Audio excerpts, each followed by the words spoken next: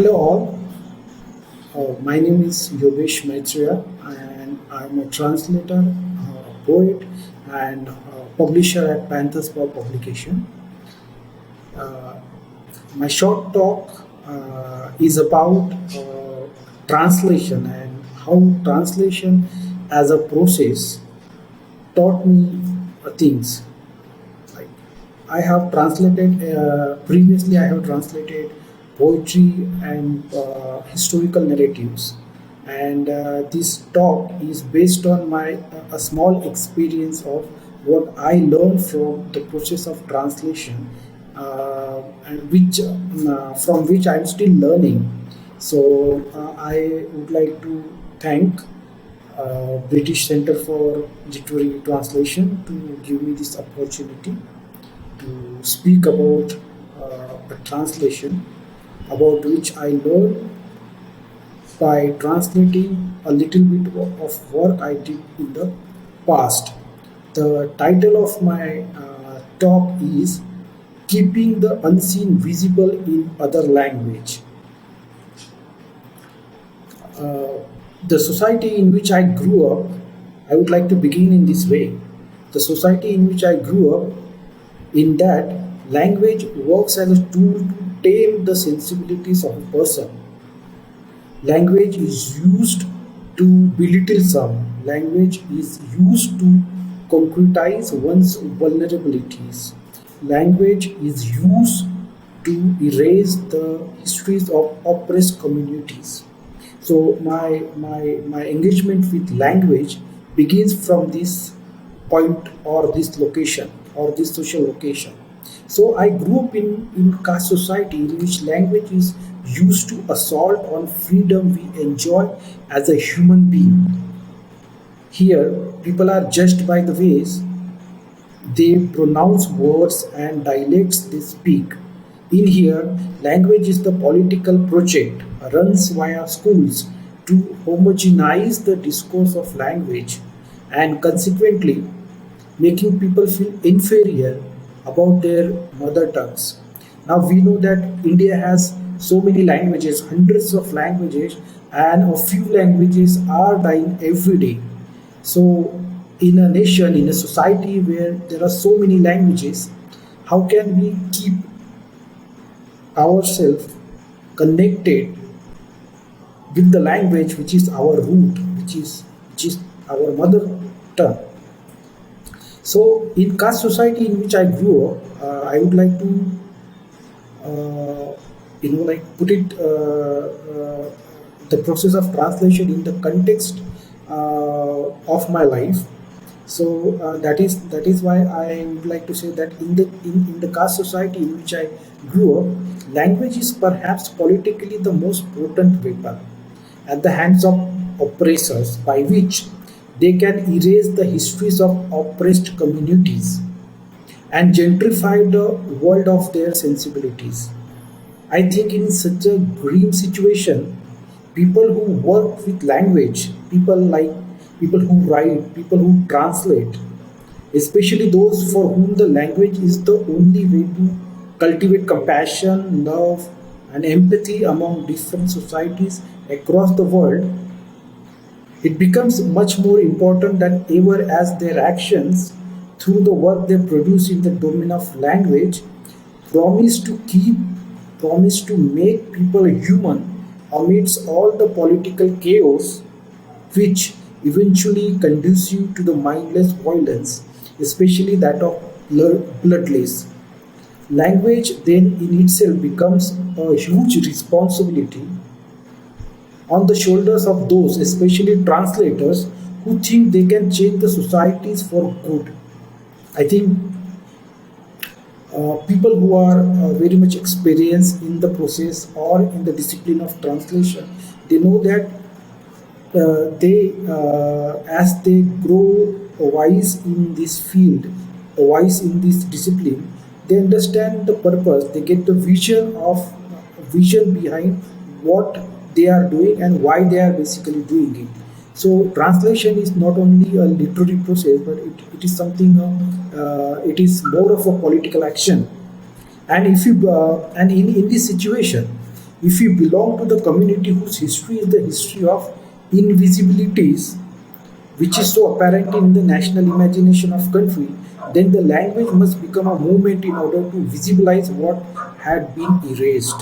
So, in any society, in any nation today, in any nation state, we understand that there are so many communities. Like in the Western world, there are migrants, there are ethnic communities, there are Aboriginal tribes, Aboriginal people. But then, although they have been the residents of that particular land, that soil, for ages, their history is not a dominant history of that particular land. So, in this context, as I said, that the language must become a movement in order to visualize what had been erased. I my ancestors were untouchables, and because of the constitution which Dr. B.R. Ambedkar drafted, untouchability has been abolished. It has been made into a crime. So today in the political domain, a lot of people, ex-untouchables, they assert themselves as Dalits. So I belong to this social position, and when I deal with or engage myself with language in any way, whether I write it or read it or I translate, I my history, my the whole experience through which my ancestors had gone is there to guide me my actions in the field of language. So that this is how I would like to see that I am visible to myself because the language in which I think is the language of my sadness, happiness, loneliness, suffering, joy, tears, and smiles. The moment I, whose history is the history of untouchability, oppressed community from India, assert myself through my language in the sphere of literary imagination of India, wherein recognized literature is largely a product of pedagogy from the schools, in which different dialects of the same language have been sanitized as per the tastes of Brahminical imagination, oppressor community in caste society, and languages made the ideas of Brahmins, I became a problem, an odd number in the literary group. More or less, this has been the phenomenon.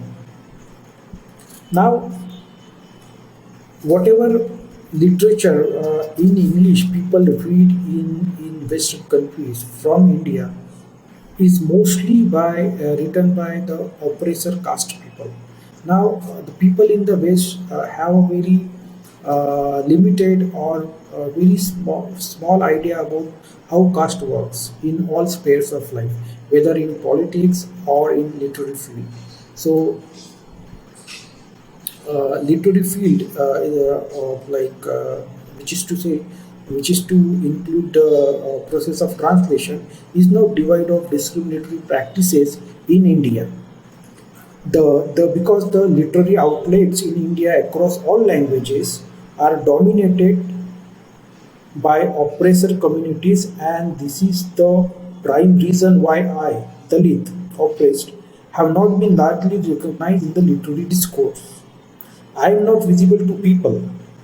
Translation major in major languages like English as process then come to my rescue as it promises me not only visibility in the larger society but also provides me the scope to free myself from the bondage of linguistic cage. So, at this juncture, at this point, translation is not only a significant literary process, but it is essentially but it is an essential practice in order to bring psychological freedom to the writer whose story gets so many different soils in the form of minds of readers who would nurture it in their own ways and thus making the story truly cosmic and human. So basically, if I write my story and if it is not translated in India, so which means that my emotional world, the world in which I live, breathe, I smile, I feel pain, I suffer, I feel joy, I feel happiness, is very much limited to the language in which I have written it. So I may not have a wide recognition among other people as compared to the oppressor caste people whose literature, no matter in whichever vernacular languages from India they write, they mostly in the discourse of translation, they mostly get translated, and this is how and their idea of the society is read by the Western world. Because so, but numerically, oppressor caste people are very small as compared to the Dalit Bahushan population, which is the majority community of India. So then, what goes without saying is, belong to the oppressed community. I am invisible to the world, if not translated in world languages. Translation at this juncture becomes a truly political act. Translation as an act is most likely to decide the birth of a mind in so many other minds.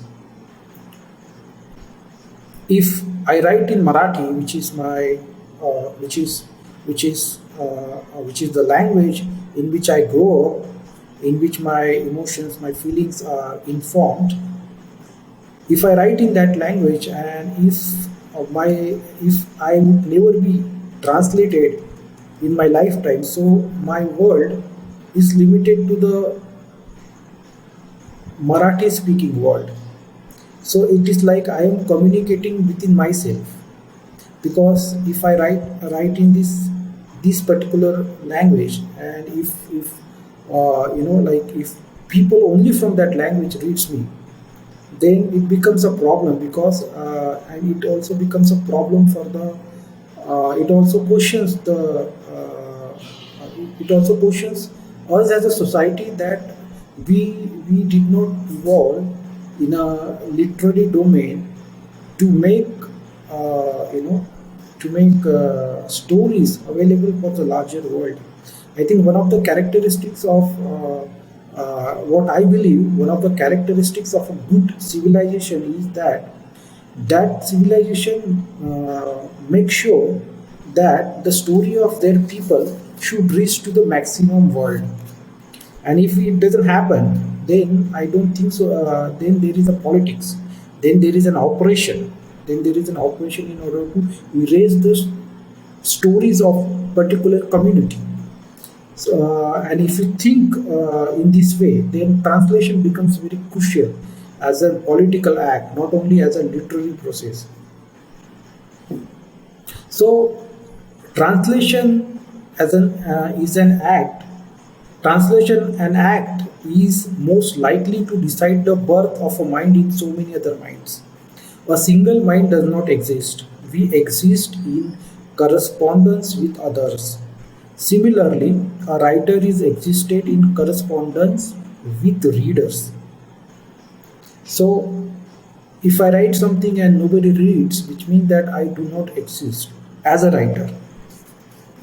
And I think then stories of oppressed communities cannot be truly global without being translated into other languages, especially in English, because it is somewhere like the Dalit community in India has a very long history uh, of engagement with English as a language, because when British came to India and they were here for almost 2 centuries, 2 to 3 centuries, untouchables have got an access to what we call formal educations. Our ancestors, which were not allowed to read or write or get school education from the school by the Brahmins, and prohibited by the Brahmins from studying and learning, when British came, they have given us an access to this informal learning. So much of our ancestors who were like whose history we do not know, because they were any hardly there were hardly any histories or such histories written by them 200 years back. because but it is from the scattered accounts we can say that our ancestors have got access to education, to English, and to the West British way of life when Britishers came. So our ancestors also worked with British in the army, and they worked also as butlers. They worked as cooks and so on and so forth. So our engagement with English is very old. It's almost 200 years old. But the depressing situation of education and the continuously shutting of the schools, primary schools in India for few decades now, has worsened the situation of our community in the discourse of language. So this is something history. And when I talk about translation or myself as a translator, so I talk from this social position, and I cannot avoid talking about translation without talking about all these things, or at least mentioning these things. So I think then, as I repeat, stories of oppressed communities cannot be truly global without being translated into other languages. If translation facilitates stories to reach to readers across foreign linguistic territories, it also comes with its problem. In translation, what is always lost is not the essence of the original but the politics of it.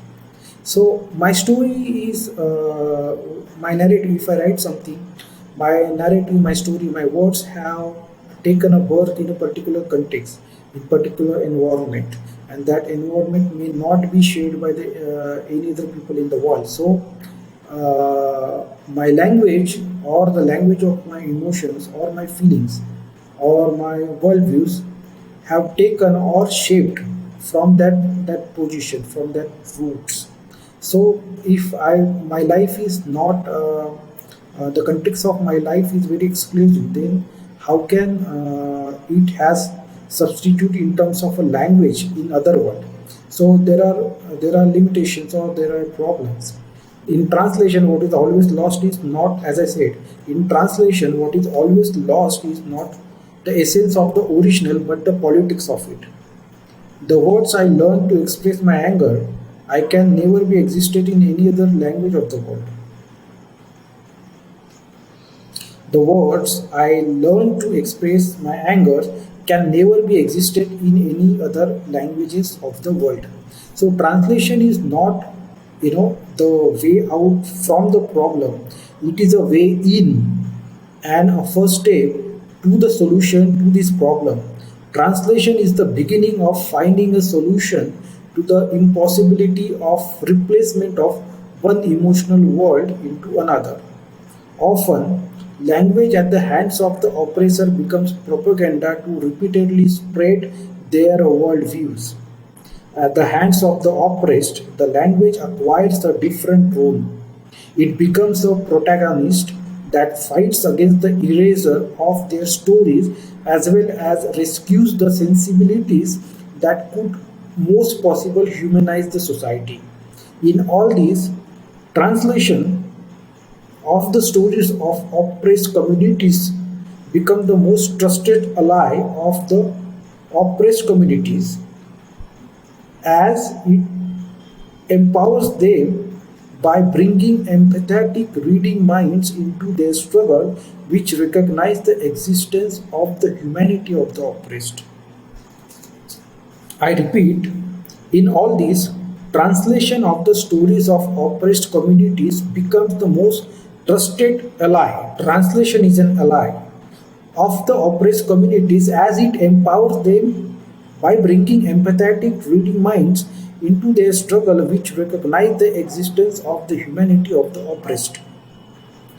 Translation as an equitable act or an act intends to bring justice through literary process asserts the existence of stories which were historically silenced and consequently erased by stories of oppressors which, with the help of the state apparatuses, never let the stories of oppressed communities reach the national imagination.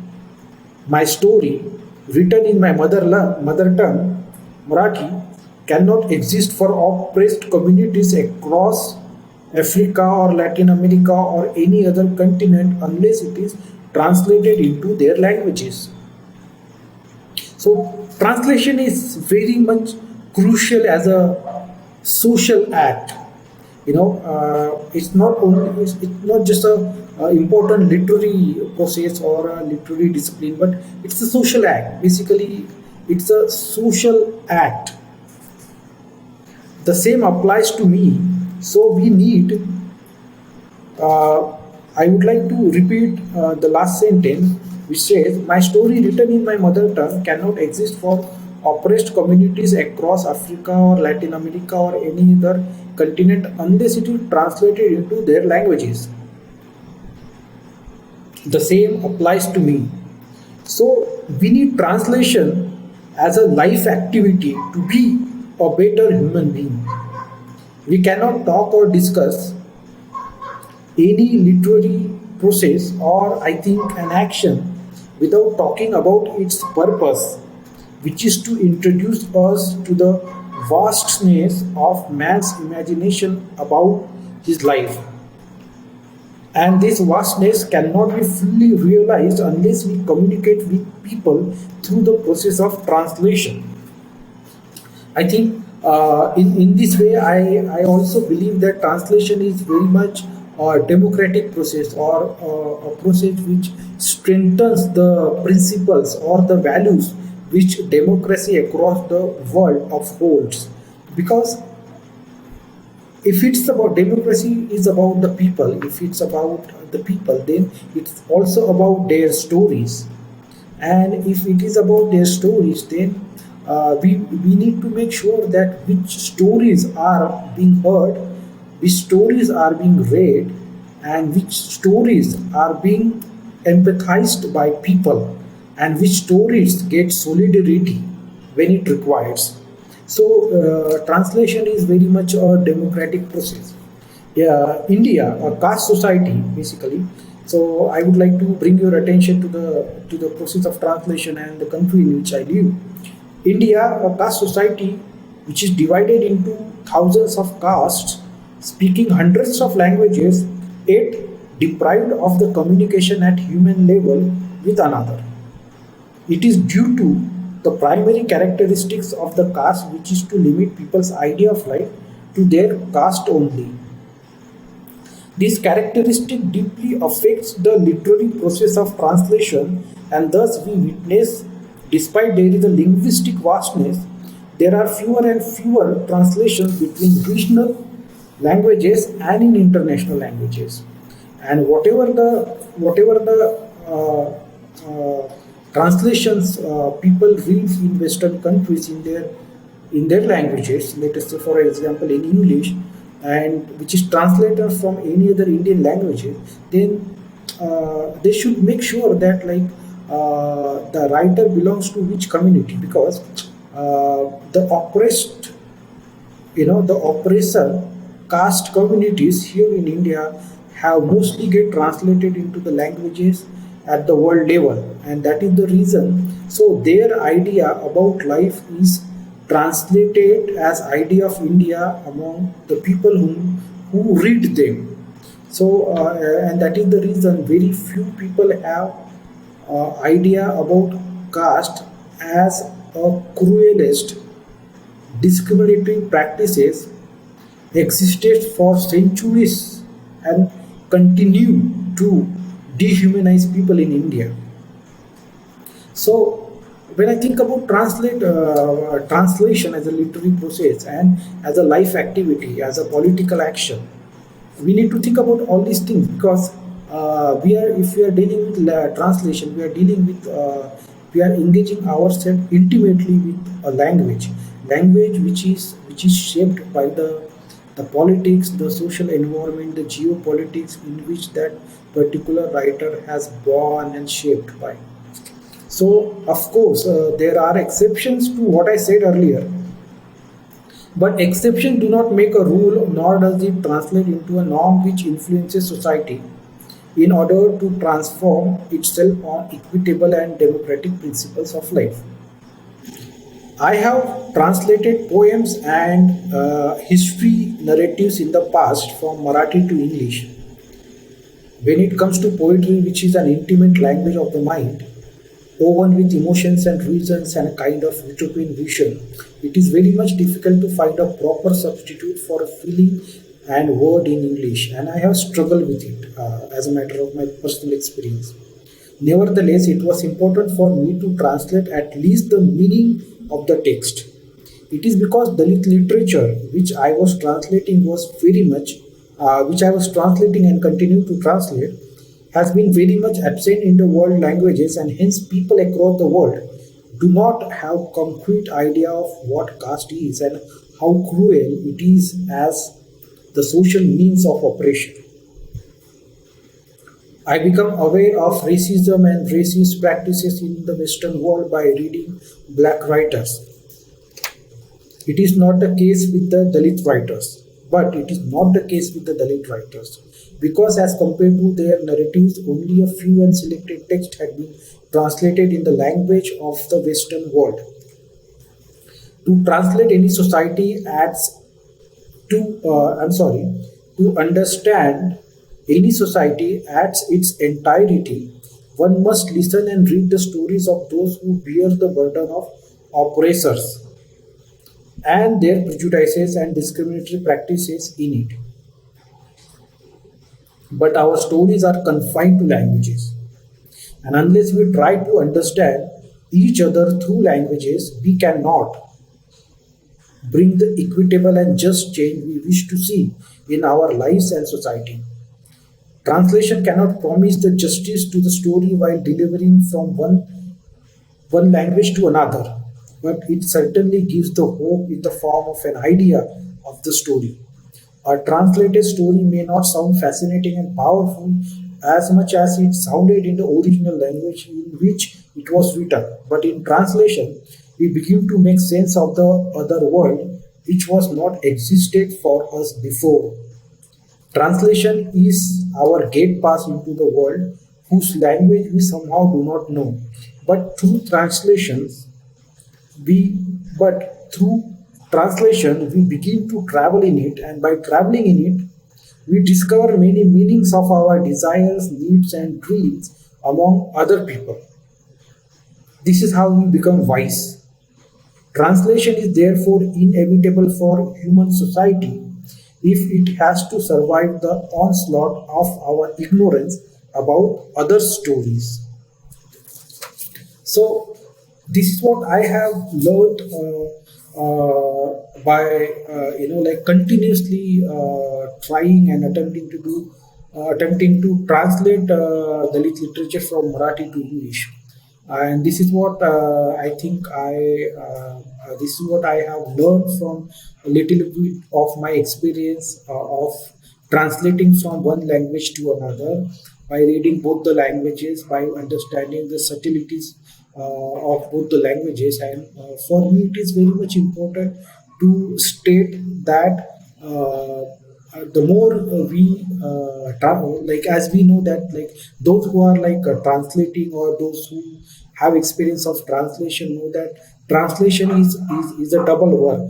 It's very intimate work. It's like laboring almost double than what the author, of course, like with due respect to author and their labor and creativity.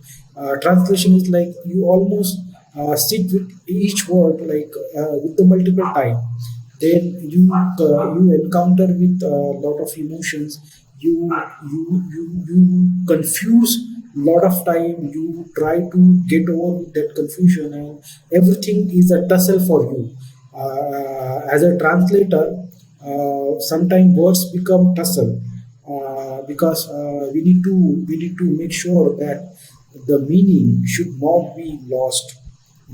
So these are a few things I have learned from my small experience by continuously attempting to translate the literature from Marathi to English, and I hope that it would make some sense to you, those who are listening to it.